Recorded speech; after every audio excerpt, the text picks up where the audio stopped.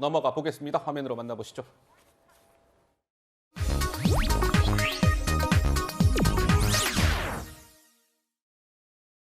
어제 이재명 대표의 체포동의안 표결 때 한동훈 법무부 장관 그리고 이재명 민주당 대표 이른바 창과 방패의 대결이 관심을 모았습니다. 영상이 하나 준비되어 있습니다. 보시죠. 비유하자면 영업사원이 100만 원짜리 휴대폰을 주인 몰래 아는 사람에게 미리 짜고 10만 원에 판 겁니다. 여기서 주인은 90만 원의 피해를 본 것이지 10만 원이라도 벌어준 것 아니냐는 변명이 통할 수는 없을 겁니다. 시민 입장에서는 단군 일의 최대 치적이 아니라 단군 일의 최대 손해라는 말이 어울린다 하겠습니다. 돈을 버는 것이 시장의 의무도 아니지만 적극 행정을 통해서 5,503억 원을 벌었음에도 더 많이 벌었어야 한다라며 배임죄라고 주장합니다. 대법원도 성남시가 환수한 즉 번 돈이 5,503억 원이라 판결했는데 검찰은 여전히 환수한 금액이 1,830억이라 우깁니다. 자, 이렇게 두 사람은 대장동제 사업과 관련해서 이제 정반대의 의견을 개진을 했는데요. 성남 FC 후원금 의혹과 관련해서도 글쎄요, 한동훈, 이재명, 한동훈 이 두 분은 어제 본회의장에서 어떤 얘기를 했을까요? 이어서 듣고 가시죠. 해결해야 할 현안이 있는 만만한 관내기업차를 골라서 이 시장 측이 먼저 흥정을 걸고 뇌물을 받았다는 것이 이 범죄의 본질입니다. 기업이 광고비 내고도 광고를 비밀로 하기를 원했다는 사실이 이 돈의 실질이 부정한 돈이라는 것을 단적으로 보여주는 것입니다. 후불제 뇌물, 할부식 뇌물 방식으로 뇌물이 지급됐습니다. 불법의 대가성이 이렇게 명확하고 노골적이었습니다. 결국 성남FC 사건은 노골적인 인허가 장사를 한 것이었습니다. 누구도 성남FC를 통해 사익을 취할 수 없고 실제 사익을 취한 바도 없습니다. 기업 유치를 위한 성남시 행정은 모두 적법하고 정당했습니다. 시 예산으로 운영되는 시 산하 기업의 광고 수입이 어떻게 뇌물이 될 수가 있습니까? 글쎄요, 어제 이제 한동훈 장관, 이재명 대표 목소리를 듣고 왔는데 장윤미 변호사님이 들으시기에는 어제 한동훈 장관이 혹시 그 그래픽이 준비되어 있습니까?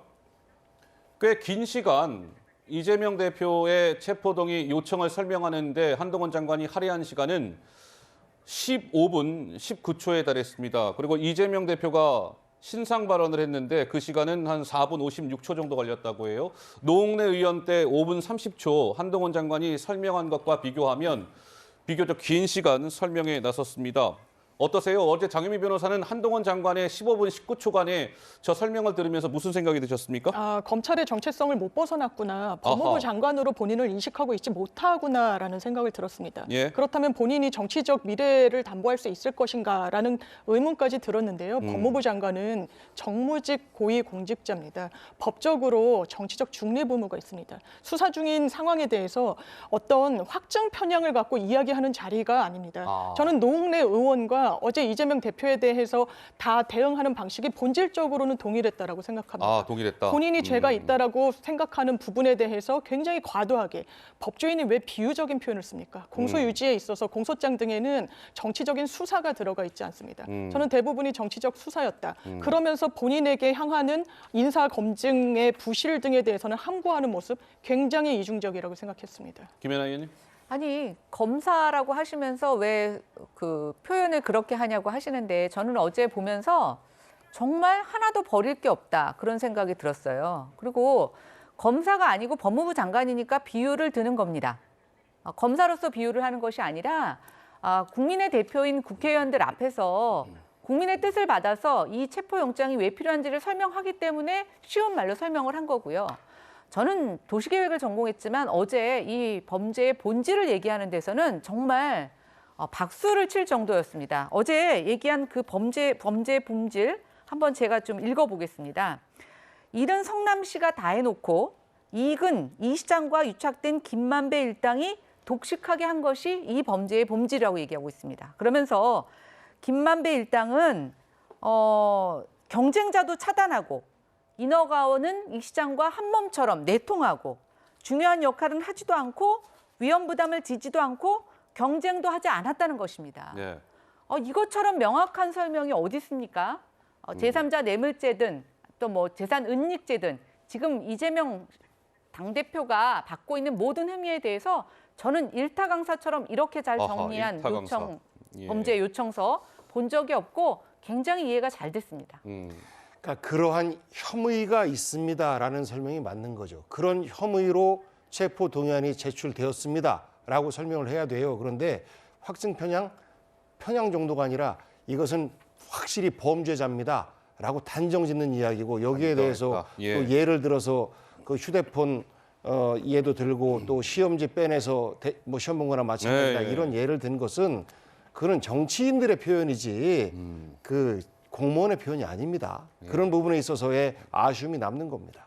저는 그 비유가 적절했느냐 여부와는 별개로 어제 그 한동훈 장관의 그 설명을 들으면서 많은 것들을 확인할 수가 있었어요. 대표적으로 성남FC 같은 경우는 성남시가 먼저 요구를 했다, 기업에. 예. 그리고 돈 주고받는 내용들이 서로 기록에 돼 있고 서류가 돼 있다.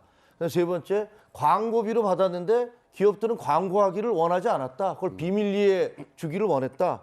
그리고 많은 특혜가 주어졌고 그 특혜가 주어진 다음에 광고비가 집행됐다. 예. 이런 것들은 전형적인 범죄 혐의를 의심할 수밖에 없는 그런 내용이었고 위례 대장동 사건에 대해서는 특혜를 주는 서류에 대해서 이재명 성남시장이 직접 한 사인이 있다. 그리고 성남의 뜰이라는 공기업의 공공기관에 김만배 일당이 아예 자기 사람을 심어놨다. 그러니까 결국은 그것은 시험 문제를 출제하면서 예. 그 수험생이 들어간 것과 뭐가 다르냐라는 얘기를 한 거고요. 관련자들이 증언들이 다 있다. 이런 얘기를 했습니다. 그리고 세 번째로 김만배가 범죄 수익금 은닉 혐의로 구속이 됐다. 그럼 김만배가 받은 그 돈을 법원이 범죄 수익금으로 인정을 했다면 네. 김만배에게 그 수익을 하게 만들어준 김용, 정진상 그리고 그것을 사인을 한 이재명 이분들은 뭡니까? 결국은 이분들도 범죄에 연루됐다고 얘기할 수밖에 없는 거 아니겠습니까? 예, 예. 그래서 저는 한동훈 장관이 어저께 한 설명을 들면서 많은 부분이 풀렸고 그리고 민주당에서 얘기하는 증거가 없다라는 얘기가 굉장히 허황되구나 하는 것 그런 생각을 갖게 됐습니다. 알겠습니다. 뭐 이제 각기 생각은 다른 것이고 지금은 이제 검찰 수사 단계인 것이니까 나중에 이제 제가 뭐 늘상 말씀을 드리지만 사법부의 판단을 구해야 될 겁니다. 자, 이런 가운데 어제 한동훈, 이재명 이 두 분이 이 구속 필요성을 놓고도 의견이 엇갈렸습니다. 확인해 보시죠. 유력 정치인이기 때문에 도망갈 염려가 없다는 주장대로라면 전 대통령, 대기업 회장들은 왜 구속되어 재판을 받았는지 설명할 수 없을 겁니다. 이번 체포동의안은 다른 국민들과 똑같이 법원에 심사를 받게 해달라는, 즉 판사 앞에 나오게만 해달라는 요청입니다. 뚜렷한 혐의도 없이 제1야당 대표를 구속시키려는 헌정사상 초유의 이번 사태는 대한민국 헌정사의 역사적인 한 장면으로 남을 것입니다. 영향력이 큰 제1야당 대표라서 구속해야 한다는 등의 회개한 억지와 정치적 선동 언어만 가득합니다. 수사가 사건이 아닌 사람을 향하고 있습니다. 목표물을 잡을 때까지 하는 사법 사냥입니다.